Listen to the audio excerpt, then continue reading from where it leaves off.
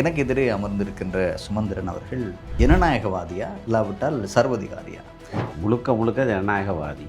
வழக்கீடு வர்றதுக்கும் எனக்கும் எந்த விதமான தொடர்பும் கிடையாது. சரி, கட்சியில் அவருக்கும் எந்த தொடர்பும் கிடையாது. ஆனால் நீங்கள் ஒரு பொதுச் செயலாளர், இப்போது கட்சியினுடைய பொறுப்பு வாய்ந்த அதிகாரத்தில் இருக்கிறது. அதை விட நீங்கள் இப்போது வரை ஒரு ஜனாதிபதி சட்டத்தில் இதை இலகுவாக தீர்க்கலாம். ஆனால் ஏன் அது நீடித்துக் கொண்டிருக்கிறது? அது ஒரு சின்ன ஆனால் வழக்காளி கட்சி சார்பானவர் தானே, கட்சி உறுப்பினர் தான் வழக்கு வைக்கலாம். அப்படியானால் நீங்கள் அவரோடு பேசி கட்சியை சுமூகமாக மாதிரி அவரை வற்புறுத்தி இல்லை கட்சியை சுமூகமாக கொண்டு சொல்ல ஜனநாயகவாதியாக செயற்படாமல் சர்வாதிகாரியாக நீ வழக்கு இல்லை சுமந்திரன் தன்னுடைய ஆதரவாளர்களை, தனக்கு சார்பானவர்களை அந்தந்த கிளைகளுக்கு இப்போது தெரிவு செய்கிறார்.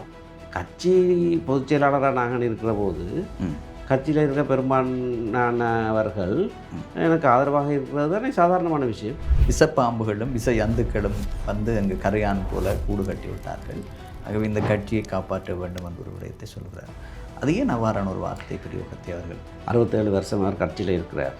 தமிழ் தேசியம் என்று சொன்னால் அதை மறுத்து பேச அவருக்கு எல்லாருக்கும்.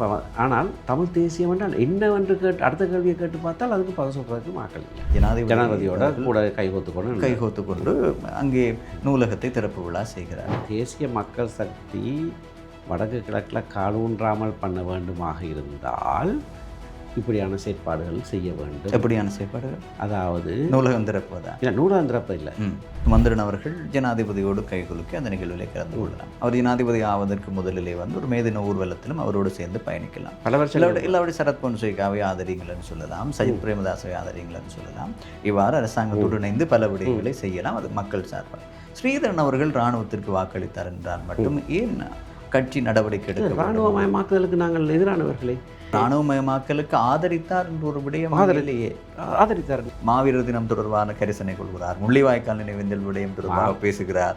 முன்பெல்லாம் அவர் செய்ய மாட்டார், அதை செய்ததில்லை. இப்போது எல்லா இப்படியான பிரச்சாரம் நான் என்ன செய்கிறது? இளைஞர்களுக்கு இப்படியான பிரச்சனைகளை சிக்காமல் இருக்கிறது என்று சொன்னால்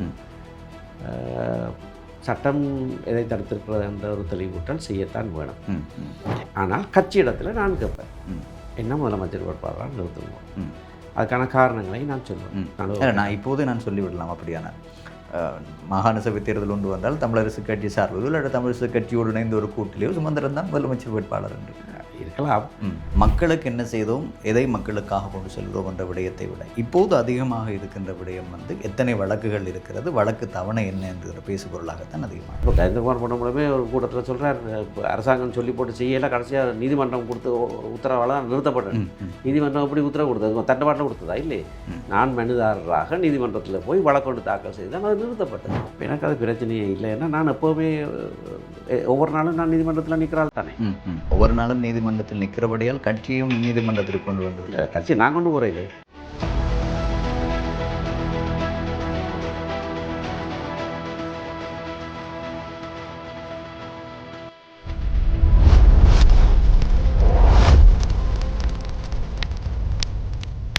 வணக்கம் நேயர்களே, மற்றும் ஒரு சொல்லாயுதம் நிகழ்ச்சியில் இந்த வாரமும் உங்களை சந்திப்பதில் மகிழ்ச்சி. இன்றைய சொல்லாயுதம் நிகழ்ச்சியிலும் கலந்து சிறப்பிப்பதற்காக வருகை தந்திருக்கின்றார் இலங்கை தமிழரசு கட்சியினுடைய பொதுச் செயலாளர், ஜனாதிபதி சட்டத்தரணி திரு ஆபிரகாம் அதியாபரணம் சுமந்திரன் அவர்கள் இணைந்திருக்கிறார். வணக்கம். வணக்கம். எனக்கு எதிரே அமர்ந்திருக்கின்ற சுமந்திரன் அவர்கள் ஜனநாயகவாதியா இல்லாவிட்டால் சர்வதிகாரியா? இது ஏன் இந்த கேள்வி என்றால், அண்மையிலே காதுகளுக்கு வருகின்ற செய்திகள் இல்லாவிட்டால் கட்சிகளுக்குள் நடக்கின்ற விடயங்களை பார்க்கும்போது சுமந்திரன் சர்வதிகாரமாக செயற்படுகிறார். ஜனநாயக ரீதியாக மக்களிடம் செல்கிறார், ஆனால் சர்வதிகார போக்கு அவரிடம் இருக்கிறது. அந்த கேள்வி முதலில் கேட்டால் தான் ஏனைய கேள்விகளுக்கு போகலாம். முழுக்க முழுக்க ஜனநாயகவாதி, எந்த விதமான சர்வாதிகார போக்கும் கிடையாது. பலருக்கு ஜனநாயகம் என்று சொன்னால் எதையும் செய்யலாம், எப்படியும் செய்யலாம், ஒரு ஒழுங்குமுறை தேவையில்லை என்கின்ற நினைப்பெல்லாம் இருக்கிறது. அது தவறான ஒரு நினைப்பு. ஜனநாயகம் ஒழுங்காக செயற்பட வேண்டுமாக இருந்தால் ஒழுங்குமுறை இருக்க வேண்டும், ஒரு கூட்டம் என்றால் நிகழ்ச்சிகள் இருக்க வேண்டும், ஒரு விடயத்தை பேசி முடித்தால் அது முடிந்ததாக இருக்க வேண்டும், ஒரு விஷயத்தை பேசுகிற போது நிகழ்ச்சிகள் இருக்கிற இன்னொரு விஷயத்தை பற்றி பேசக்கூடாது. அப்படியான பல விடயங்கள் இருக்குது. கூட்டம் எப்படி நடைபெற வேணும். நீங்கள் கேட்குற கேள்வி, நான் சில 2 பாராளுமன்றங்களுக்கு முன்னர் சில பிரதேச செயலக பிரிவுகளுக்கு ஒருங்கிணைப்பு குழு தலைவராக இருந்திருக்கேன். நான் சிலரை வெளியேற்றிருக்கிறேன் கூட்டத்தில் இருந்து. அந்த நேரமெல்லாம் சில ஆட்சேபனைகள் வந்தது. ஆனால் ஒரு கூட்டம் ஒழுங்காக நடக்க வேணுமா இருந்தால் தலைமை தாங்கிறவர்களுக்கு சில விஷயங்கள் இருக்க வேணும். ஆனபடினால கூட்டத்தை ஒழுங்காக நடத்துவது சம்பந்தமாக சில இறுக்கமான நடவடிக்கைகளை நான் எடுப்பது உண்டு. ஆனால் சகலருக்கும் கருத்துக்கள் சொல்கிறதுக்கான சுதந்திரம் எப்போவுமே இருக்கும். தமிழரசு கட்சியினுடைய செயற்பாடுகளை மக்களுக்கு செய்கின்ற விடயங்களை அவதானிக்கும் போது மக்களுக்கு என்ன செய்தோம், எதை மக்களுக்காக கொண்டு செல்கிறோம் என்ற விடயத்தை விட இப்போது அதிகமாக இருக்கின்ற விடயம் எத்தனை வழக்குகள் இருக்கிறது, வழக்கு தவணை என்ன என்கிற பேசுபொருளாகத்தான் அதிகமாக இருக்கிறது. ஒரு கட்சியினுடைய நிலவரம், மூத்த கட்சி, அதிகமாக நாடாளுமன்ற உறுப்பினர்களை கொண்ட கட்சி, இப்படி நகர்ந்து கொண்டிருந்தால் மக்களினுடைய நிலை என்ன? அது நாங்கள் அது ரெண்டையும் இரண்டு பக்கத்திலேயும் பார்த்து செய்ய வேண்டிய ஒரு விஷயம். ஒழுக்காட்டு நடவடிக்கை எடுத்தால் வழக்கு வைத்து விடுவார்கள் என்று பயந்து ஒழுக்காட்டு நடவடிக்கை எடுக்காமல் இருந்தால் கட்சி சின்னாபின்னமாகி போய்விடும். ஒழுக்காட்டு நடவடிக்கை எடுத்தால் வழக்கு வைக்கிறார்கள், அந்த வழக்கு தான் செய்தியாக வருகிறது. ஊடகவியலாளர்களுக்கு அது தீனி போட்ட மாதிரி இருக்கும். அப்போ நாங்கள் என்ன செய்கிறது, ஒழுக்காட்டு நடவடிக்கை எடுத்தே ஆக வேண்டும். ஒரு கட்சி ஒழுங்காக இருக்க வேண்டுமாக இருந்தால் அது வழக்கு வைத்தால் அதை பற்றி பிரச்சனை இல்லை. முன்னொரு காலத்தில் திரு சேனாதராஜா கட்சி தலைவராக இருந்தபோது பல விடயங்களில் ஒழுக்காட்டு நடவடிக்கை எடுக்கவில்லை. அதை பற்றி கேள்வி கேட்ட போதெல்லாம் சொன்னார், நாங்கள் போய் நீதிமன்றத்தில் நிற்க வேண்டி கிடக்கு, நாங்கள் போய் நீதிமன்றத்தில் நிற்க வேண்டி கிடக்கு, 1-2 விஷயங்கள் எடுத்த போது நீதிமன்றத்துக்கு போக வேண்டி வந்தது என்று. இப்போ எனக்கு அது பிரச்சனையே இல்லை. ஏன்னா நான் எப்போவுமே ஒவ்வொரு நாளும் நான் நீதிமன்றத்தில் நிற்கிறாள் தானே, அப்படியே அது பிரச்சனை இல்லை. அதுக்காக கட்சியில் ஒழுக்காட்டு விஷயங்களில் நாங்கள் ஒரு மென்மையான போக்கை கடைப்பிடிக்க தொடங்கினோம் என்றால் அதுக்கு பிறகு கட்சி கொள்கையும் இருக்காது, ஒரு ஒழுங்கும் இருக்காது, சின்னாபின்னமாக போயிடும். ஒவ்வொரு நாளும் நீதிமன்றத்தில் நிற்கிறபடியால் கட்சியும் நீதிமன்றத்திற்கு கொண்டு வந்து கட்சி நான் கொண்டு போகிறேன். நாங்கள் ஒழுக்காட்டு நடவடிக்கை எடுப்போம். ஒழுக்காட்டு நடவடிக்கை எடுத்தால் சிலர், அதில் ஒரு சிலர், இப்போ நான் பொதுச் செயலாளராக வந்த பிறகு ஒரு 20 பேருக்கு மேலே ஒழுக்காட்டு நடவடிக்கை எடுத்தாச்சு. 2 பேர் தான் நீதிமன்றத்துக்கு போயிருக்காரு. அப்படியே அது ஒரு பிரச்சனையே இல்லை. அது கட்சி ரீதியாக பொதுச் செயலாளர் என்ற அதிகாரத்தை வைத்து கட்சியினுடைய கொள்கைகளுக்கு மாறாக செயற்பட்டால் பிரதேச சபை உறுப்பினர்கள், உள்ளூராட்சி, அது அது அது வளமை, அது கட்சி செய்கிற விட. ஆனால் அதை தாண்டி இப்போது நிறைய நாட்களாக தலைவர் தெரிவு நீண்டு கொண்டே இருக்கிறது. அதனுடைய முடிவு இன்னும் வரவில்லை என்ற விடயம் இருக்கிறது. அதை தாண்டிய ஒரு 2 பக்க கருத்துக்களும் நடித்து கொண்டிருக்கு. தலைவர் தெரிவு நான் ஏற்கனவே பல இடங்களில் சொல்லியிருக்கேன். தலைவர் தெரிவு சம்பந்தமாக ஒரு தெரிவு நடைபெற்றது.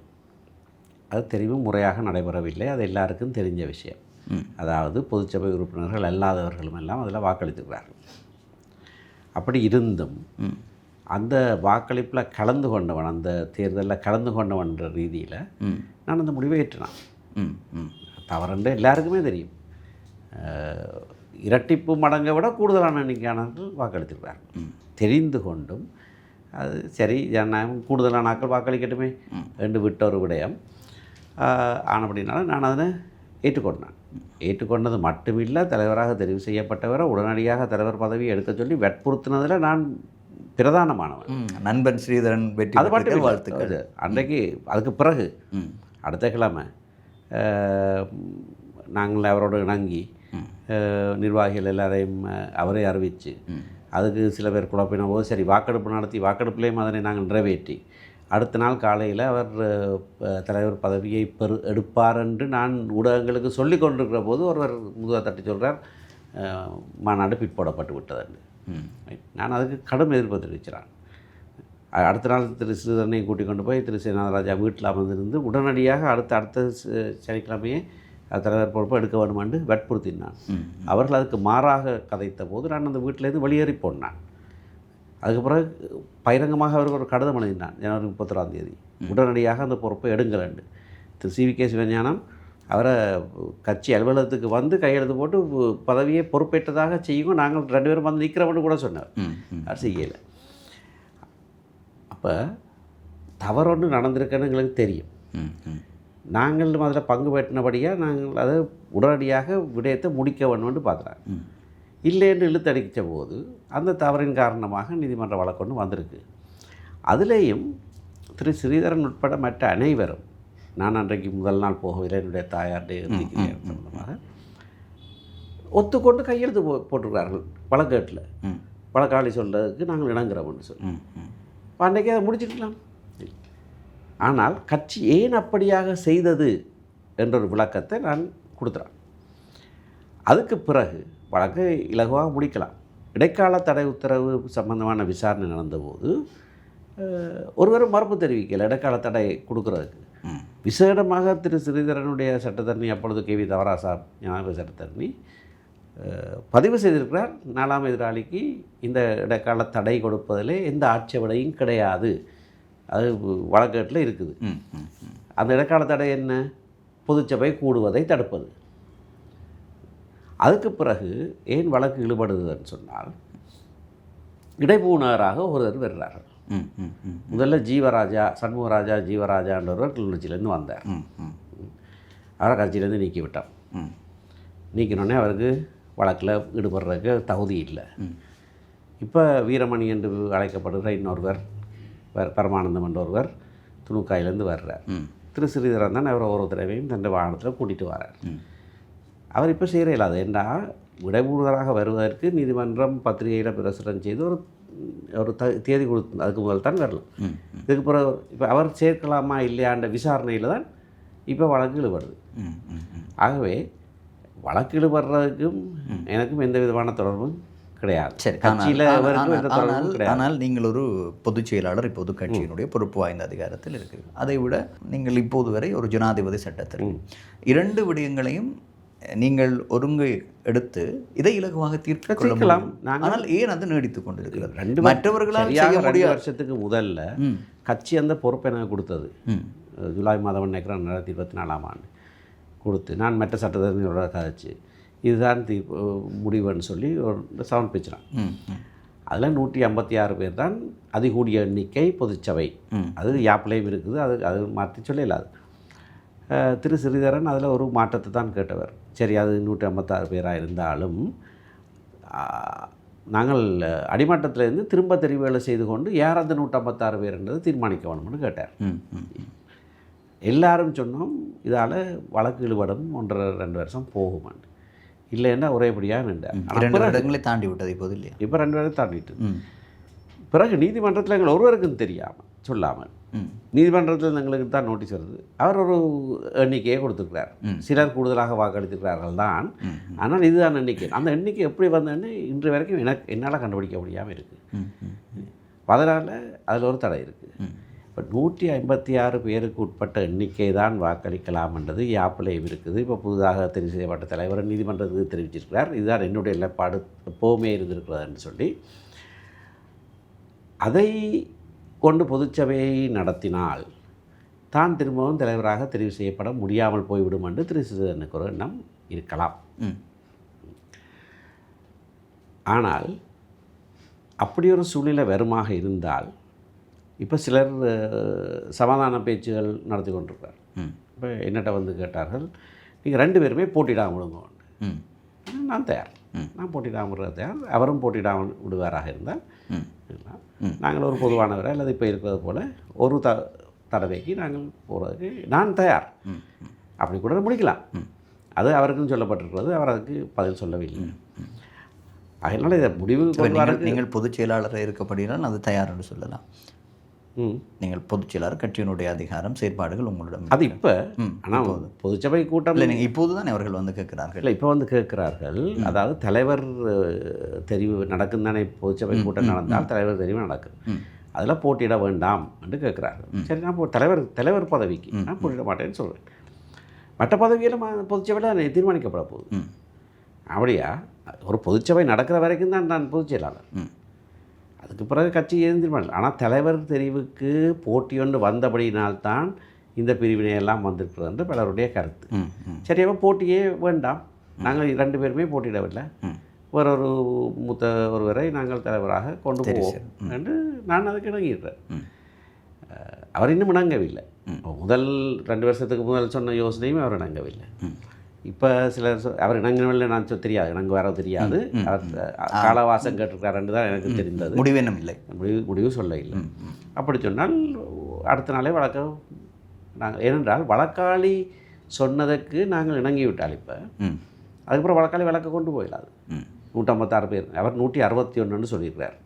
அது ஒரு சின்ன ஒரு ஆனால் வழக்காளி கட்சி சார்பானவர் தானே? கட்சி உறுப்பினர் தான் வழக்கு வைக்கலாம். அப்படியானால் நீங்களுடைய கட்சியினுடைய பொதுச் செயலாளர் இருக்கும்போது நீங்கள் அவரோடு பேசி கட்சியை கேள்வி மாதிரி அவரை வற்புறுத்தி இல்லை கட்சியை சுமூகமாக கொண்டு சொல்ல, ஜனநாயகவாதியாக செயற்படாமல் சர்வாதிகாரியாக நீ வழக்கு இல்லை கட்சியை நாங்கள் சுமூகமாக கொண்டு செல்ல வேண்டும், என்னென்ன செய்ய வேண்டும் அதை நீங்கள் பேசலாம். கட்சிக்கு ஒரு யாப்பு இருக்கிறது, இதுக்கு யாப்பின்படி கட்சி நடக்க வேணும். யாப்பு என்பது என்ன? உறுப்பினர்களுக்கு இடையிலான ஒரு ஒப்பந்தம். ஏன் அந்த ஒப்பந்தம் எழுத்தில் இருக்குது? மீறப்பட்டால் யாராவது அதுக்கு நிவாரணம் கட்டி நீதிமன்றத்துக்கு போகலாம். அப்போ கட்சி உறுப்பினர் ஒருவர் தான் போயிருக்கார். அவர் சொன்னது சரி, அது நாங்கள் எல்லாரும் ஏற்றுக்கொள்கிறோம். சொன்னது சரி, அப்போ சரி அவர் சொன்னது சரிதான் இணங்கி விட்டால் அதுக்கு மேலே போயிடாது. அவர் தவறு விட்டுருக்கிறார். கணக்கெடுப்பில் 161 சொல்லியிருக்கார். ஏனென்றால் அம்பாறை மாவட்டத்தில் 4 தொகுதியில் அவர் 4 தொகுதிகள் இருக்குது அம்பாறை மாவட்டத்தில். ஆனால் ஒரு தொகுதியில் எங்களுக்கு தொகுதிகளே கிடையாது. அம்பாறை தொகுதிக்கு அதில் 98% சிங்கள மக்கள் இல்லை. அதான் அந்த 5 எண்ணிக்கை குறையுது. அதை நாங்கள் விளக்கப்படுத்தலாம். அவருக்கு 161 இல்லை 156 தானு சொன்னால் அதுக்கு அவர் வழக்கு கொண்டு போகிறதுக்கு அவருக்கு அடிப்படை இருக்காது. நாங்களும் யாப்பின் அடிப்படையில் வழக்கில் இருந்து விடுபட வேண்டும். இலகுவான ஒரு விடயம்.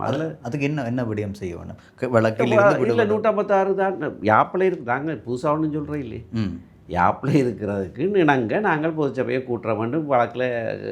வழக்காளி எல்லாருக்கும் நாங்கள் சொன்ன வேண்டாம். வழக்காளி அதுக்கு மேலே வழக்கை கொண்டு போக முடியாது. அதான் வழக்க முடிவு. எல்லாரும் சொல்லுவதற்கு தயங்குகிறார்கள் அப்படின்னா? திரு ஸ்ரீதரன் சொல்லவில்லை, மற்ற எல்லாரும் சொல்லியாச்சு. அவர் தான் சொல்லவில்லை. மற்ற அத்தனை பேரும் கட்சி நிர்வாகிகள் அந்த நிலப்பாட்டுக்கு வந்து விட்டார்கள். சரி, இப்போது மாவட்ட கிளைகளுக்கான தெரிவுகள் நடைபெறுகின்றது. அதில் 15 ஆண்டுகளுக்கு பிறகு யாழ் மாவட்ட கிளை தெரிவு அண்மையில் நடைபெற்று முடிந்தது. அது ஒரு சர்ச்சையான விடயமாகவும் பேசப்பட்டிருந்தது. அதிலே சுட்டி காட்டப்படுகின்ற விடயம் என்னவென்னு சொல்லி சொன்னால், சுமந்திரன் தன்னுடைய ஆதரவாளர்களை, தனக்கு சார்பானவர்களை அந்தந்த கிளைகளுக்கு இப்போது தெரிவு செய்கிறார். இன்னொரு விடயம் இருக்கிறது. அதிலே தலைவராக CVK சிவஞானம் அவர்கள் தெரிவு செய்யப்பட்டார், செயலாளராக சாயந்தன் தெரிவு செய்யப்பட்டார், சுகிர்தன் தெரிவு செய்யப்பட்டார் என்ற விடயத்தை வைத்துக்கொண்டு அதை குலநாயகம் அவர்கள் அந்த தெரிவுக்கு பின்பு ஒரு கடிதம் மூலம் வெளிப்படுத்தியிருந்தார். அந்த கடிதம் தான் ஒரு பரபரப்பாக பேசப்படும். நீங்களும் அதற்கு பதில் கடிதம் எழுதியது. ஏன் இப்படியான ஒரு தெரிவு நடைபெற்று முடிந்த பிறகு வசமாக கட்சியில் மிக மூத்த உறுப்பினர் திரு குலநாயகம் அவர்கள் 66-67 வருடங்கள் கட்சி உறுப்பினராக இருந்திருக்கிறார். கட்சி நிர்வாக செயலாளராக பல வருடங்கள் செயலாற்றியிருக்கிறார். அவருடைய பெயர் எந்த பதவிக்கும் எவராலும் முன்மொழியப்படவில்லை. அதான் நான் துரதிருஷ்டவசமானு சொல்கிறேன். அந்த தெரிவின் போது ஜனநாயகவாதியாக தான் நான் செய்யப்பட்டேன். நான் திணிக்கையில் இதை முன்மொழிவுகள் எல்லாம் சபையிலேருந்து தான் வந்தது. இப்போ சபையிலேருந்து முன்மொழிவுகள் வருகிற போது ஒரு முன்மொழிவை தவிர, நான் செய்த ஒரு முன்மொழிவை தவிர மிச்ச அத்தனை முன்மொழிவுகளும் 14 முன்மொழிவுகளும் சபையிலேருந்து தான் வந்தது. சபையிலேருந்து முன்மொழிவுகள் வருது, வழிமொழியப்படுது. மாற்று முன்மொழிவு ஒன்றும் வரையில. அத்தனை நியமனங்களும் ஏகமனதாக சபையில் செய்யப்படும்.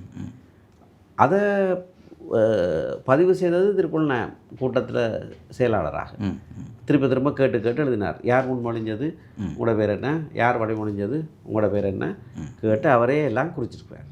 அப்படித்தான் கூட்டம் நடந்து முடிஞ்சது. அவருடைய பேர் ஒரு பதவிக்கு முன்மொழியே இல்லை என்றது ஒரு எங்கள் எல்லாரும் அனைத்து உறுப்பினர்களும் அங்கே வந்தார். மாவட்ட கிளையினுடைய எல்லாரும் வந்தார்கள். ஒரு காலம் இல்லாத அளவுக்கு கூட்டம் இருந்தது. அன்றைக்கு ஏகமனதாக இல்லை. ஆரம்பத்தில் கேள்வி கேட்கப்பட்டது, கிளைத்தலைவர் வரவில்லை, அவர் இல்லாமல் கூட்டம் வைக்கலாமா? திருக்குலநாயகன் அதுக்கு பதில் சொன்னார். நானும் கிளைத்தலைவரும் சேர்ந்தானே உங்களுக்கு கடிதம் அனுப்பியிருக்கிறோம், அவருடைய அனுசரணையோடு தான் நாங்கள் கூட்டம் நடக்குது என்று அவர் தான் சொன்னார். அவர் தான் செயலாளர் அழைப்பு. ஆனால் அவர் இன்றைக்கு வர முடியாதுன்னு எனக்கு அறிவிச்சிருக்கிறார். சரி, அப்போ அவர் வர முடியாதுன்னு அறிவிச்சிருக்கார் என்று எழுதப்பட்டது. அப்போ இடைக்கால தலைமை ஒருவர் தேவை, ப்ரோடைம் சேர்ன்னு நாங்கள் சொல்கிறது இடைக்கால தேவை. அது கூட்டத்தான் தீர்மானிக்கணும். யாப்பின்படி ஒரு கூட்டத்தில் தலைவர் இல்லைன்னு சொன்னால் கூட்டம் தங்களில் ஒருவரை நியமிக்கலாம். அப்போ திரு சிவஞானம் அவர்கள் தான் தலைவர் பதவியில் கதிரையில் இருந்தவர். ஒரு பக்கத்தில் குலநாயகம், மற்ற பக்கத்தில் நான் இருந்தேன். திரு சிவஞானம் எழுப்பி சொன்னார், கூட்டத்தை தெரிவுகள் நடக்க வேண்டியிருக்கிற காரணத்தினால அதை திரு சுமந்திரன் இடைக்கால தலைவராக செயற்படுமாறு நான் முன்மொழிகிறேன்னு சொன்னேன். சபை அங்கீகரித்தது. நாங்கள் கதிரை மாறி வந்தோம். அவர் அந்த பக்கம் போனார், நான் நடுவுக்கு வந்தேன். அவர் தன்னுடைய கடிதத்தில் குறிப்பிட்டிருக்காரு, நான் சிவஞானம் அவர்களைத்தான் தலைமையை ஏற்று நடத்துமாறு சொன்னேன், சுமந்திரன் அவர்களுக்கு நான் சொல்லவில்லை, அது சிவஞானம் அவர்கள் சொல்லிவிட்டார். அது சொன்னவர் அவர் சிவஞானம். நானும் சிவஞானம் தான் தலைவர் நாங்கள் சொல்லி கேட்டினேன். அதுக்காக அவர் சிவஞானம் வர கொஞ்சம் பிந்திட்டுது.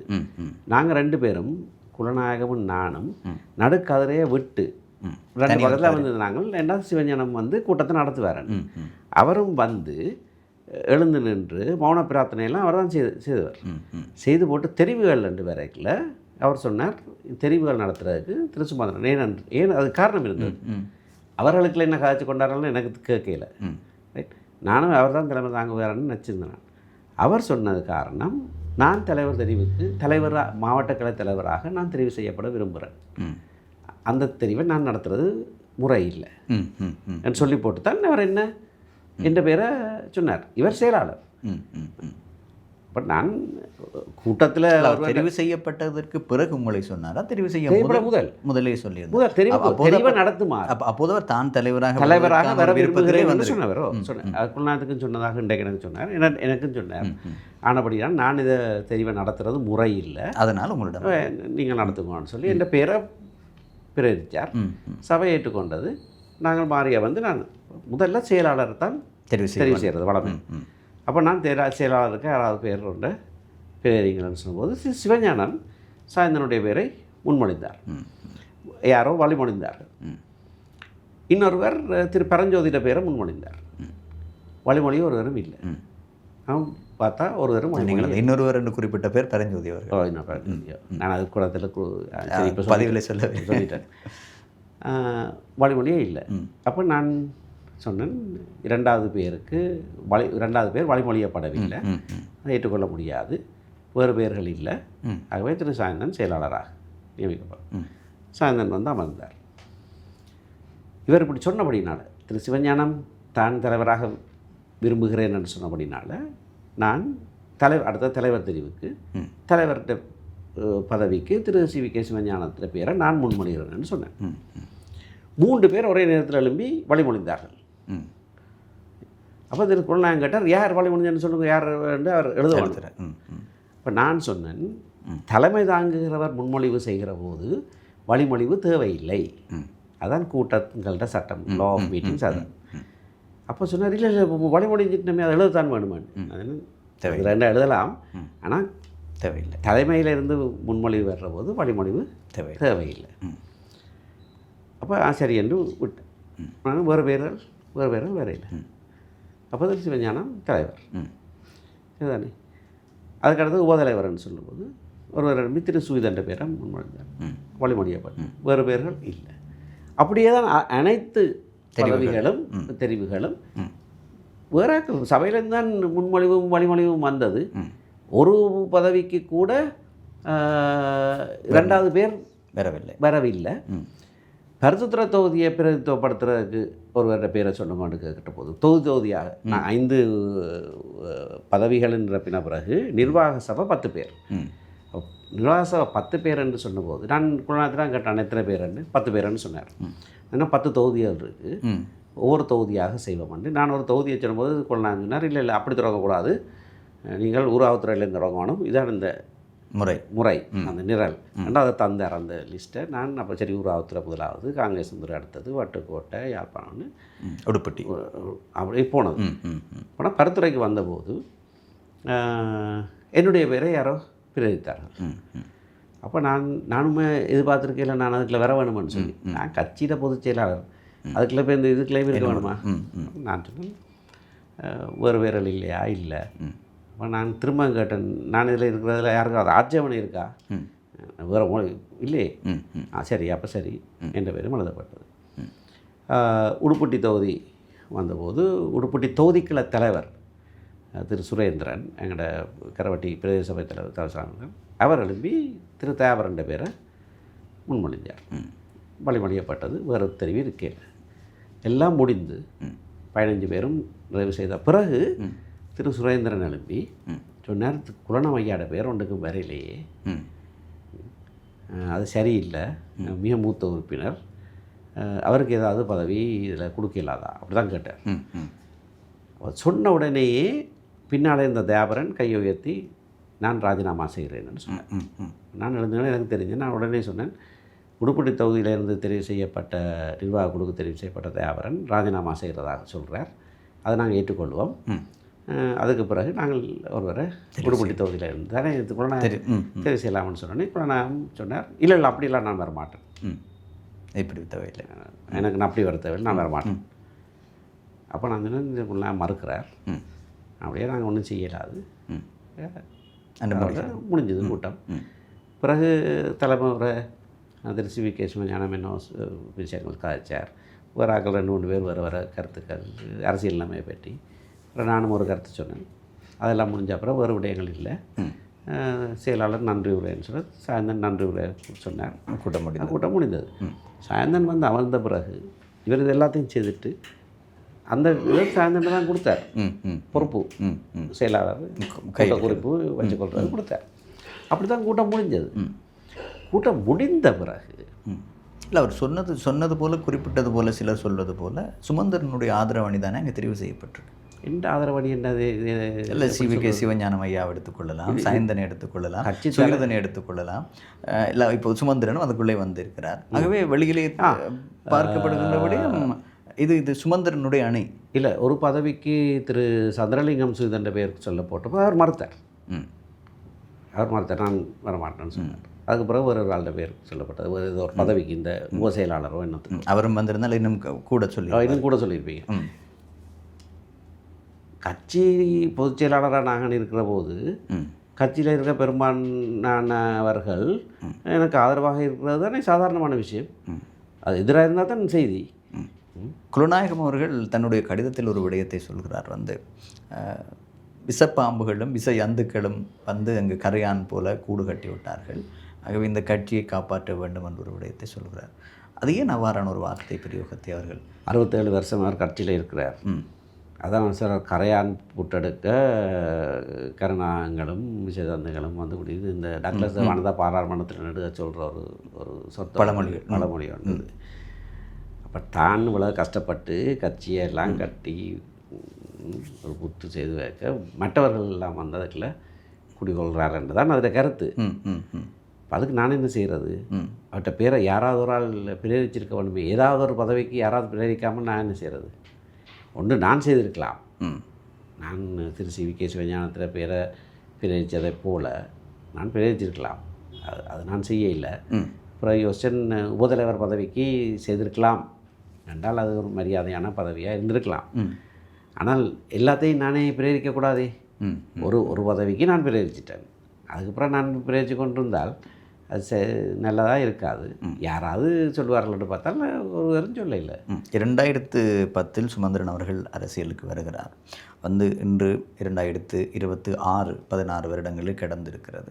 இதிலே தமிழ் தேசிய கூட்டமைப்பாக இருக்கும்போது அங்கிருந்து வெளியேறிய கட்சிகள், தமிழரசு தான் பிரதான பாத்திரமாக அங்கே இருந்தது. அங்கிருந்து வெளியேறிய கட்சிகளில் முக்கியமானவர்கள் எல்லாம் சொன்னது, சுமந்திரன் உள்ளே இருக்கிறார், அவரோடு நாங்கள் அரசியல் செய்ய முடியாது, அவர் இந்த கட்சியை உடைத்து விட போகிறார் என்ற ஒரு விடயங்களை சொல்லி இல்லை. பலர் வெளியேறிய பலருடைய கருத்து இருக்கிறது. சும்மா இந்த சமூக வலைத்தளங்கள் இல்லை, சமூக வலைத்தளங்கள் மாத்திரம் இல்லை. இப்போது குறிப்பாக நாங்கள் எடுத்துக்கொண்டால் அனந்தி சசிதரனாக இருக்கலாம், இல்லாவிட்டால் வேறு விடயங்களில் அந்த கட்சியிலிருந்து முரண்பட்டு இடையிடையே வெளியேறியவர்களாக இருக்கலாம். எதேர்ச்சியாக சுமந்திரன் சம்பந்தர் அவர்கள் செயற்படுகிறார்கள், ஆகவே நாங்கள் எங்களுடைய கருத்துக்கு அங்கு இடம் இல்லை என்ற ஒரு விடயம் பகிரங்கமாக சொல்லப்படும். இன்று அந்த பிரச்சனை கட்சிக்குள்ளேயும் வந்துவிட்டது. இல்லை, கட்சி கூட்டாக இருக்கும்போது வந்தது. சசிதரனும் சிவகரனும் கட்சியினால் ஒழுக்காட்டு நடவடிக்கை எடுக்கப்பட்டவர்கள்.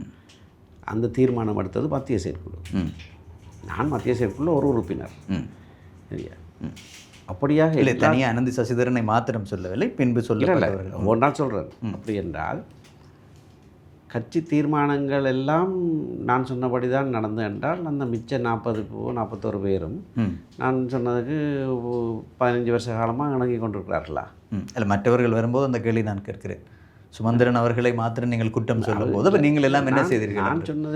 நான் சொன்ன கருத்துக்களுக்கு மாறாக பல தீர்மானங்கள் கட்சி நிறைவேற்றியிருக்கு. 50% பெண்களுக்கு நியமனம் கொடுக்க வேண்டும் என்று தலைகளாக நின்று கேட்டவன் நான் 2015ஆம் ஆண்டில். கட்சி கொடுக்கலே. அப்போ சுமந்திரன் சொல்கிறதா நடந்தது கட்சியில் இல்லையே. இது அதொரு உதாரணம். பல விடயங்களில் நான் சொன்னது நடக்க இல்லை, சில விஷயங்கள் நான் சொன்னது நடந்திருக்கு. நான் ஒரு விஷயத்தை சொல்லி இது செய்ய வேணும்னு சொன்னால் நான் அதை வாதித்து அது சரியென்று நான் சொல்லுவேன். இன்னொருவர் தன்னை கருத்தை தன்னுடைய சொல்லுவார். ஒரு சட்டத்தரணியாக சுமந்திரன் அவர்களினுடைய செயற்பாடுகள் நாளாந்தம் பார்க்கிறோம். அது ஒருவர் கைது செய்யப்படுவராக இருந்தாலும் என்ன விடயங்களாகவும் பார்க்கிறோம். அந்த சட்டத்தரணி என்ற விடயத்தை வைத்துக்கொண்டு தான் ஒரு அரசியல் செயற்பாட்டாளராக அரசியல்வாதியாக மாற வேண்டும். இல்லாவிட ஒரு பொருளியல் சார்ந்த விடயத்தை கட்சிக்குள்ளோ மக்களுக்கு கையாளும் போது அது பொருளியல் சார்பானவராக மாற வேண்டும். ஒரு நிபுணத்துவம் சார்ந்த செயற்பாட்டுக்கு ராஜேந்திர ரீதியிலே அணுக வேண்டும். இங்கே எல்லாமே ஒரு சட்டத்தரணி என்ற ஒரு விடயத்தோடு அது நகரப்படுகிறதா, இல்லாவிட்டால் அதன் அடிப்படையில் அது கொண்டு செல்லப்படுவதனால் இந்த இவ்வாறான ஒரு விமர்சனங்களும் இல்லாவிட்டால் உங்கள் மீதான குற்றச்சாட்டுகளும் முன்வைக்கும். பாராளுமன்ற உறுப்பினராக, பாராளுமன்றம் என்றால் என்ன? சட்டசபை, சட்டங்களை இயற்ற சபை. அதுக்கு ஒரு அளவுக்காக சட்டம் தெரிஞ்சிருக்க வேணும். எல்லாருக்கும் தெரிஞ்சிருக்க வேணும்ன்ற அவசியம் இல்லை. ஆனால் சட்டத்தை இயற்ற சபை அது பாராளுமன்றத்தில் இருக்கணும். நான் பாராளுமன்ற உறுப்பினராக ஆவதற்கு கட்சியிட மக்களால் தெரிவு செய்யப்படாமலேயே கட்சி என்னை குறிவைத்து எனக்கு பாராளுமன்றத்துக்கு இடம் கொடுத்தது. முதல் 2 தடவை நான் மறுத்து 3ஆம் தடவை கேட்டது பிறகு தான் நான் வந்தேன்.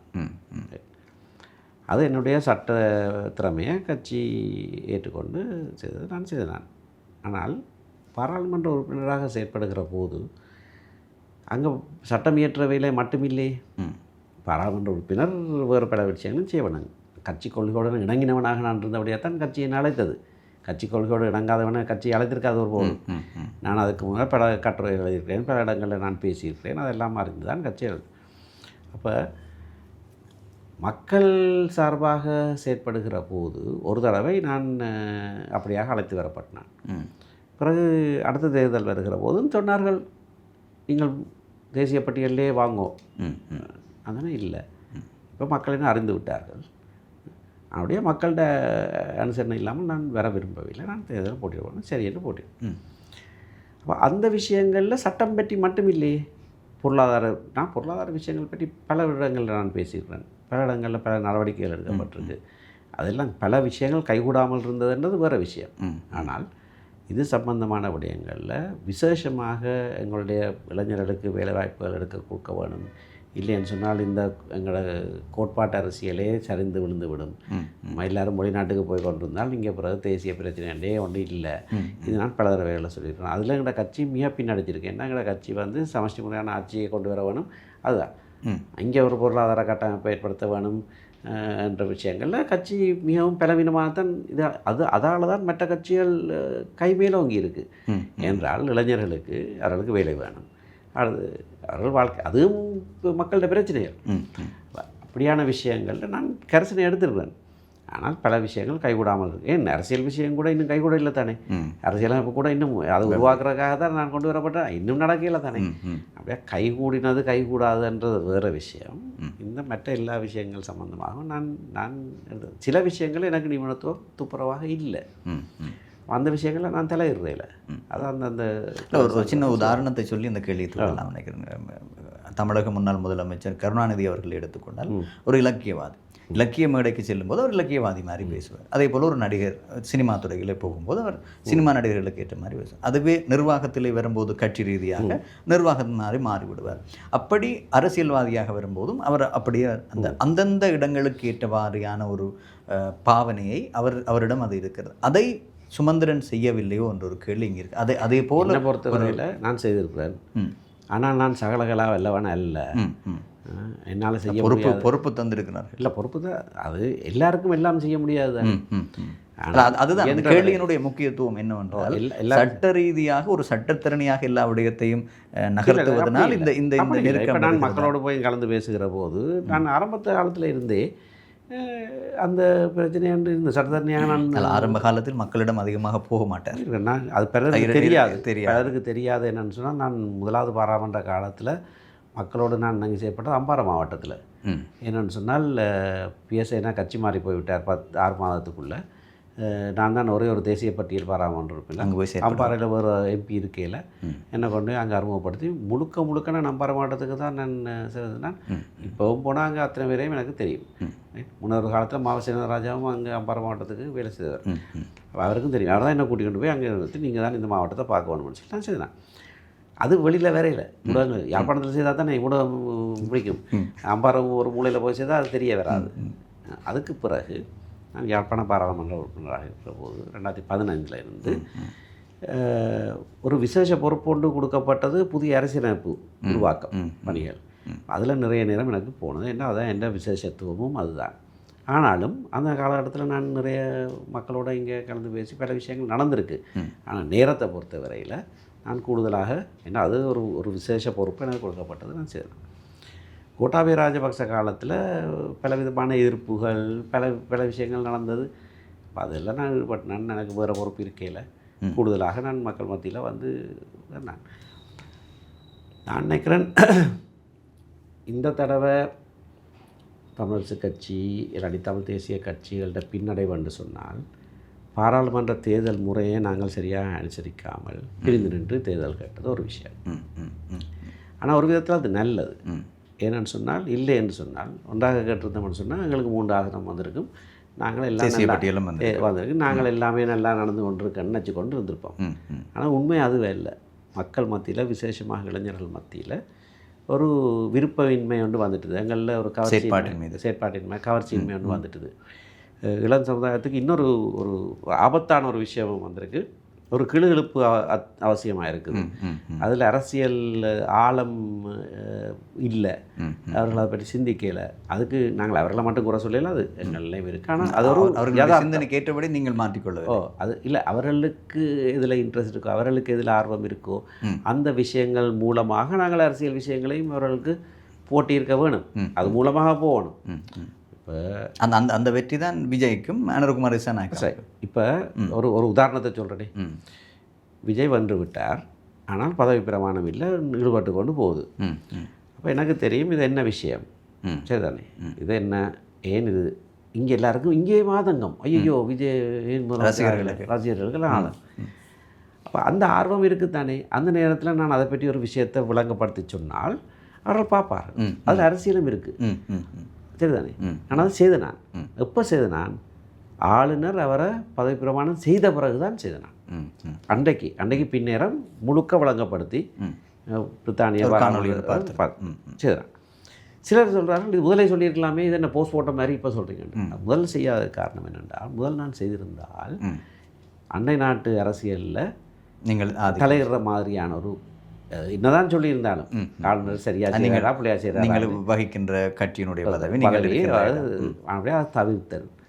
ஆனால் நடந்த உடனேயே விளங்கப்படுத்தின அதில் நிறைய பேர் பார்த்துருக்கார்கள். சரி, அப்போ அதை ஏன் அது செய்தது என்றால், இந்த விஷயத்தில் தமிழ்நாட்டு விஜய் விஷயத்தில் எங்களோட மக்களுக்கு ஆர்வம் இருக்குது.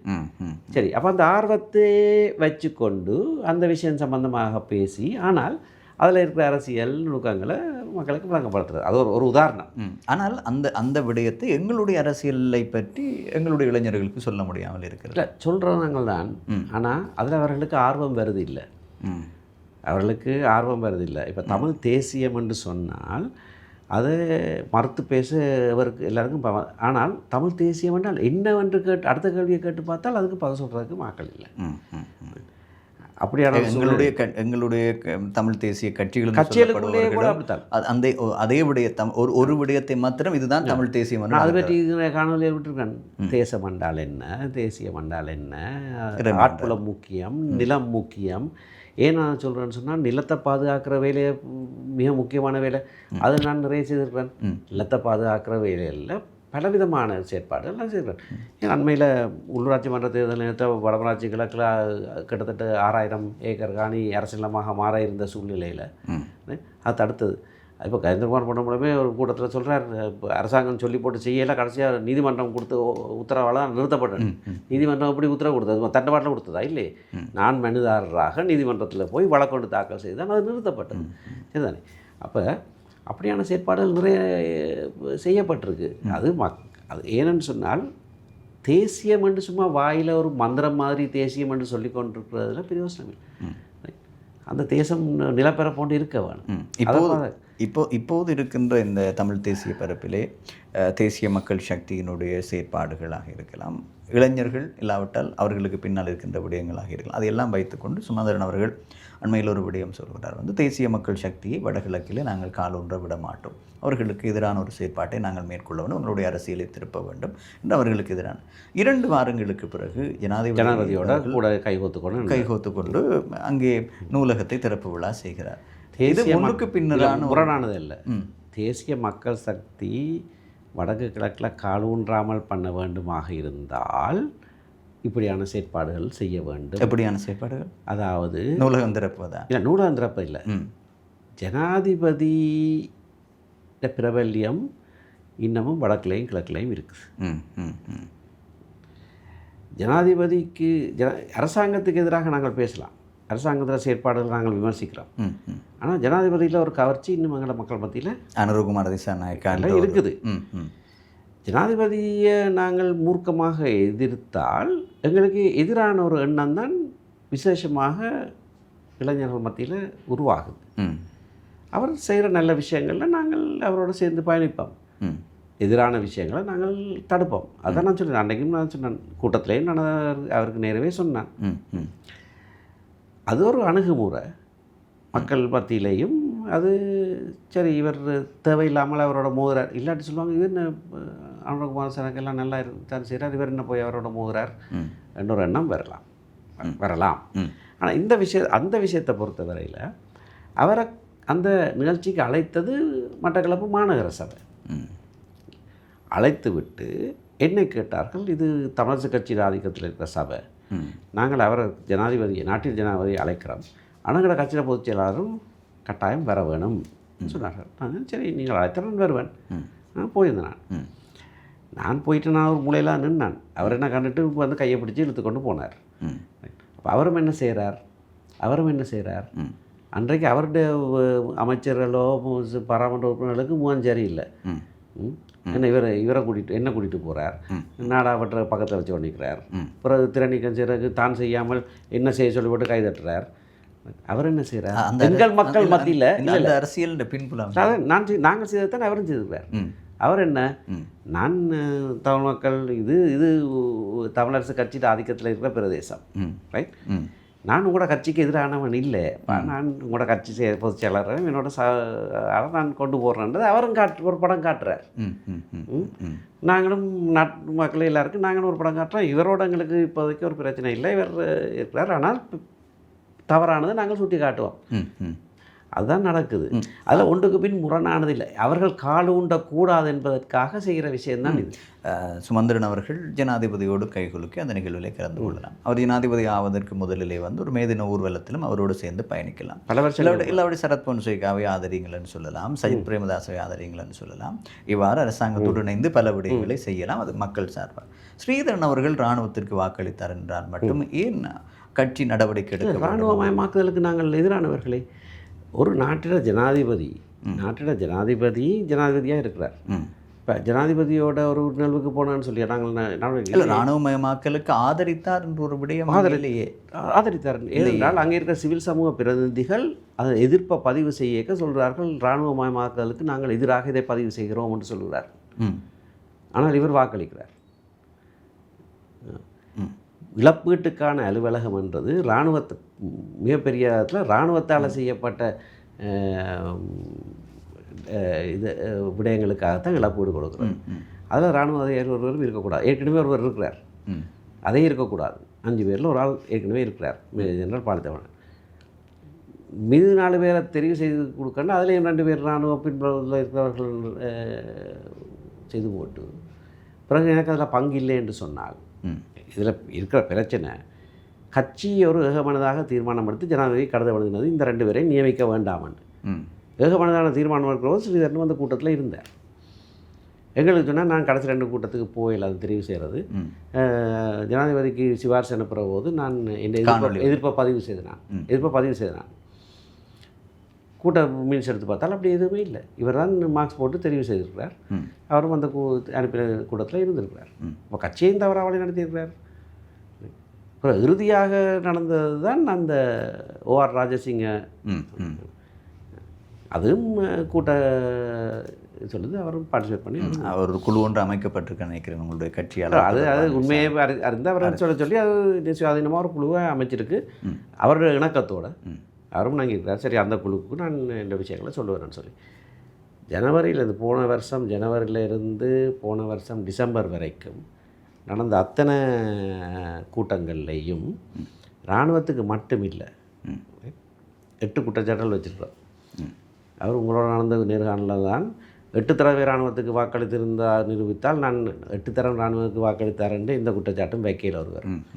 அந்த அத்தனை கூட்டங்கள்லையும் அரசாங்கத்துக்கு 3 பேர் அந்த சபையில், எதிர்கட்சிக்கு 3 பேர், சிவில் சொசைட்டிக்கு 3 பேர், 9 சபாநாயகர். அவருக்கு வாக்கு இல்லை, 9 பேர் தான் வாக்களிக்கலாம். எல்லா தீர்மானங்களும் 4-5 பிரிஞ்சு அது நிறைவேறாமல் போகிற போது அரசாங்கம் 3 பேர், அதோட ஸ்ரீதரன் 4, மீது 5 பேரும் எதிர்த்து வாக்களிப்பார். அப்போ எதிர்கட்சியும் சிவில் சமூகமும் எதிர்க்கிற விடயங்களில் கூட அவர் அரசாங்கத்தோடு தான் வாக்களிச்சிருக்கார்.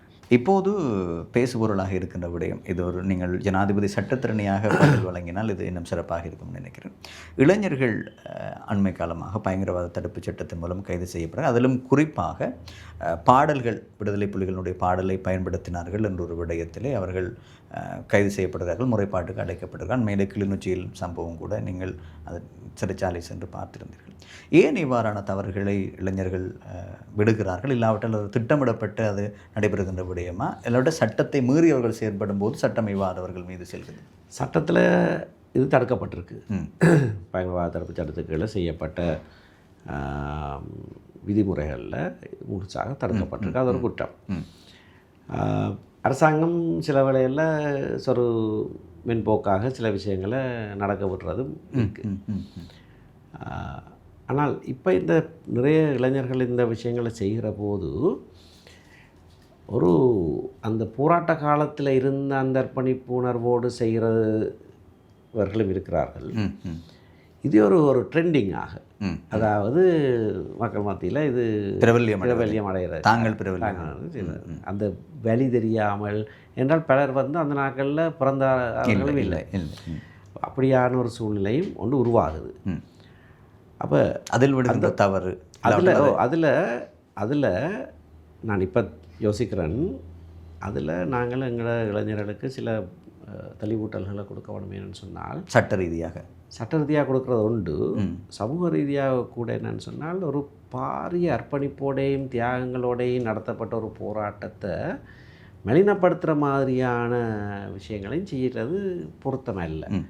அது ஒரு நாங்கள் பூஜித்து போற்றி வச்சிருக்க வேண்டிய எங்களோட மனதில் அல்லது வேறு விதங்களில் வச்சிருக்க வேண்டிய விஷயமே தவிர, இப்போது இதை பற்றி சுமந்திரன் கதைக்கும் போது இன்னொரு விமர்சனம் முன்வைக்கிறார்கள், அறிந்திருப்பீர்கள் நினைக்கிறேன். அப்போது போராட்டத்தை எதிர்த்தவர் இப்போது போராட்டக்காரர்கள் இல்லை அந்த நீங்கள் அதற்கு பதில் நீங்கள் நிறைய தடவை எனக்கு சொல்லி இருக்கிறீர்கள். இல்லை, இப்போதும் அதை சொல்கிறார்கள். இப்போது மாவீரர் தினம் தொடர்பான கரிசனை கொள்கிறார், முள்ளிவாய்க்கால் நினைவேந்தல் விடயம் தொடர்பாக பேசுகிறார். முன்பெல்லாம் அவர் செய்ய மாட்டார், அதை செய்ததில்லை. இப்போது எல்லா பொய்யான பிரச்சாரம். நான் என்ன செய்கிறது? மாவீரர் தினம் கொண்டாட வேணும் என்று மைத்ரிபால சிறிசேனாவுக்கு முதல்ல அந்த கூட்டத்தில் கேட்டு அதுக்கான அனுமதியை பெற்றது நான். அதுக்கு முதல்ல நினைவேந்தலோட முக்கியத்துவம் பற்றி சர்வதேச சமூகங்களில் இப்போ எங்களோட தீர்மானங்கள், ஐநா தீர்மானங்களில் நினைவேந்தல் செய்ய வேண்டிய முக்கியத்துவத்தை பற்றி வலியுறுத்தினது நான். அதில் எனக்கு தெளிவு இருக்குது. ஆனால் இவர் இப்படி தான் செய்தவரோட ஒரு பொய்யை சொல்லி போட்டு இப்போ என்ன செய்கிறாருன்னு கேட்டால் அதுக்கு நான் என்ன பதில் சொல்கிறது? நான் அப்படி செய்யலை. நான் இந்த விடயத்தை இளைஞர்களுக்கு இப்படியான பிரச்சனைகளை சிக்காமல் இருக்கிறது என்று சொன்னால் சட்டம் எதை தடுத்திருக்கிறது என்ற ஒரு தெளிவூட்டல் செய்யத்தான் வேணும். அதே நேரத்தில் அந்த காலத்து நினைவுகளை நாங்கள் எங்களோட சமூகத்தில் அடுத்தடுத்த சந்ததிகளுக்கு கடத்துகிற முக்கியமான ஒரு செயற்பாடும் இருக்குது. ஆனால் அதை எப்படி செய்வதுண்டு, அதாவது இப்படி பாடல்கள் மூலமாக அல்லது செய்கிற தவிர்த்து அதை ஒரு பொறுப்பான முறையில் நாங்கள் ரெண்டையும் செய்ய வேணும். ரெண்டையும் செய்தால் அது ஒரு என்ன சொல்கிற ஒரு புனிதமான விடயம். அதை நாங்கள் இப்படியாக செய்யக்கூடாது என்ற ஒரு எண்ணமும் சமூகத்துக்குள்ளே வரும். யுத்தம் நிறைவடைந்து 17 ஆண்டுகள் நிறைவடைந்திருக்கிற அண்மையில் முள்ளிவாய்க்கால் நினைவேந்தல் விடயத்தை செய்திருந்தோம்.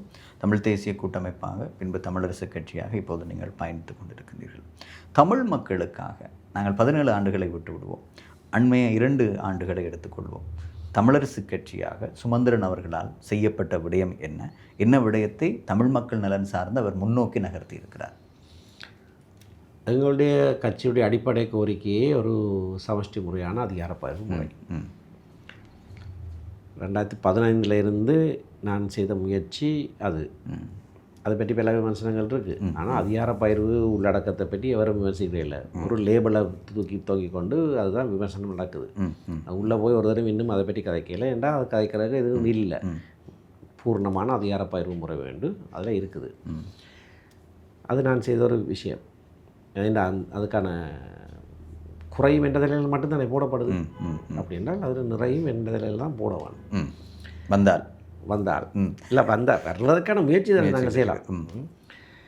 அப்போ அது இந்த 2 வருஷத்தை பற்றி நீங்கள் கேட்குறதாக இருந்தால், பாராளுமன்றத்தில் நான் குறிப்பாக அந்த நாடாளுமன்ற தேர்தல் நிறைவடைந்ததற்கு பிறகான செயற்பாடு நாடாளுமன்றத்தில் சரி, நாடாளுமன்ற தேர்தல் முடிவடைந்த அதுவும் 2 ஆண்டுகளுக்குள் வந்து அதுக்கு முதலும் சற்று முன்னதாக கூட கடைசி நேரத்திலேயே பாராளுமன்றம் கலைக்கப்படுவதற்கு முன்னர் எப்படியாவது மாகாண சபை தேர்தல் நடத்துவதற்கான என்னுடைய அந்த 3ஆம் வாசிப்பு தேதியும் வந்திருந்தது. கடைசி நேரத்தில் நிகழ்ச்சி வந்து எடுக்கப்பட்டதுனால அது நிறைவேறலை. அதை நிறைவேற்றுவதற்கு நான் என்னால் இயன்ற விடயங்களை செய்கிறேன். ஏனென்று சொன்னால் அதே வரைவைத்தான் சாணக்கியன்ட்ட கொடுத்து அவர் இப்போ முன்வைத்திருக்கிறார். அது சம்பந்தமாக இப்போ அண்மையிலையும் பார்த்துப்பீங்க, மற்ற கட்சிகளுடன் சேர்ந்தும் நான் செயல்படுகிறேன். நான் ஜனாதிபதியோட பேசுகிற போது சொன்னேன், நாங்கள் இந்த கூட்டணி எதிர்கட்சியோடு சேர்ந்து நாங்கள் ஒரு அங்கம் அல்ல, ஆனால் அவர்கள் செய்கிற சரியான விஷயத்தை நாங்கள் இணங்கி செயற்படுவோம். அவர்கிட்டே நான் சொல்லிக்கிறேன், மாகாண சபை தேர்தல் உடனடியாக வைக்க வேண்டும் என்ற விஷயத்தில் மிகவும் அழுத்தமாக செயற்படுவது. முதலமைச்சருக்கான வாய்ப்பு இருக்கிறது. முதலமைச்சருக்காக இல்லை, நான் பாராளுமன்ற உறுப்பினர் அதுக்கான நடவடிக்கை எடுத்து பேசப்படுகின்ற முக்கியமான விடயம் அடுத்த மாகாண சபை தேர்தல் தான் சுமந்திரன் நான் முதலமைச்சர் வேட்பாளராக முன் வருவேன். அது வேறு விஷயம். ஆனால் நான் என்ன சொல்கிறேன்னா, 2019ஆம் ஆண்டு நான் தனிநபர் பிரேரணையை கொண்டு வரைக்கல அப்படியான ஒரு விஷயம் இருக்கையிலே நான் மாகாண சபை இயங்க வேண்டும் என்பதற்காகத்தான் அதை நான் தொடர்ந்து செய்கிறேன். நான் முதலமைச்சர் வேட்பாளர் நான் கேட்கிறேன், இனி வருகின்ற மாகாண சபை தேர்தல் ஒன்றுக்காக முதலமைச்சர் வேட்பாளருக்கு நீங்கள் தயாராக இருக்கேன்? நான் தயாராக, அது நான் ஏற்கனவே சொல்லியிருக்கேன் தானே. சரி, அது ஏற்கனவே சொல்லிடுறேன். நான் நினச்சி நீங்கள் கேட்குறது வந்து அதற்காகத்தான் இல்லை, அதுக்காக நான் செய்யலை, அதுக்காக செய்யலை. இப்போது பேசு பொருளாக இருக்கிற விடயங்களில் அதுவும் ஒன்று. சுமந்திரன் அவர்கள் நான் சொன்ன விஷயம் இது என்னென்றால், கட்சி இன்னும் தீர்மானிக்கலை. கட்சி தீர்மானிக்கும். ஆனால் கட்சி இடத்துல நான் கேட்பேன், என்ன முதலமைச்சர் வேட்பாளராக நிறுத்துங்கோ. அதுக்கான காரணங்களை நான் சொல்லுவேன். ஏனென்றால் நாங்கள் பல சந்தர்ப்பங்களை நான் இப்போதே நான் சொல்லிவிடலாம். அப்படியான மாகாண சபை தேர்தல் ஒன்று வந்தால் தமிழரசு கட்சி சார்பது அல்லது தமிழரசு கட்சியோடு இணைந்த ஒரு கூட்டிலேயோ சுமந்திரன் தான் முதலமைச்சர் வேட்பாளர் என்று இருக்கலாம். ஆனால் அது முடிந்த முடிவில்லையே. கட்சி தீர்மானம் எடுக்க வேணும். முடிந்த முடிவாகும். கட்சி தீர்மானம் எடுக்க வேணும் முதலாவது. பிறகு நீங்கள் சொன்னது போல் வேறு கட்சிகளோடு இணங்கி நாங்கள் செயற்படுறதா இருந்தால் அவர்களும் சேர்ந்து அந்த முடிவு எடுக்க வேண்டும். அது அப்படி நடந்தால் நான் நிச்சயம் நான் அதுக்கு செய்வதற்கு முன் வருவதற்கான காரணம், மாகாண சபையில் இருக்கிற அதிகாரங்களை பிரயோகிப்பதற்கு அங்கே கட்டளை சட்டங்கள் செய்யப்பட வேண்டியது அத்தியாவசியம். நீதி சட்டங்கள் இல்லாமல் அதிகாரத்தை பாய்க்கலாது. அப்போ சரி, கடந்த காலத்தை அவர்களை ஒரு பக்கத்தில் வச்சுட்டு இனி வரப்போகிற மாகாண சபையிலாவது நாங்கள் எடுக்கிறது அரைவாசியாக இருக்கலாம், காவாசியாக இருக்கலாம், ஆனால் இருக்கிற அதிகாரங்களை நாங்கள் உபயோகிக்கிறதுக்கு ஏற்ற வண்ணமாக சட்டங்களை ஏற்ற பணியை நான் மும்முரமாக செய்வேன். செய்து அந்த அதிகாரங்களை மத்திய அரசாங்கத்திலிருந்து மாகாணத்துக்கு நான் கொண்டு வருவேன். அதை என்னால் செய்ய முடியும். அதுக்கான ஆற்றல் இடத்துல இருக்குன்னு நான் நம்புகிறேன். ஆனபடியால் நான் முன் வருவேன். சரி, இதோடு இன்றைய சொல்லாயுதம் நிகழ்ச்சி நாங்கள் நிறைவுக்கு கொண்டு வருவோம். இன்றைய சொல்லாயுதம் நிகழ்ச்சியிலே கலந்து சிறப்பித்திருந்தார் இலங்கை தமிழரசு கட்சியினுடைய பொதுச் செயலாளர், ஜனாதிபதி சட்டத்தரணி திரு ஆபிரகாம் அதியாபனம் சுமந்திரன் அவர்கள். எமது அழைப்பை ஏற்று வருகை தந்தமைக்கு மனமார்ந்த நன்றிகள். நன்றி, வணக்கம். மீண்டும் மற்றொரு நிகழ்ச்சியில் உங்கள் அனைவரையும் சந்திக்கலாம். வணக்கம்.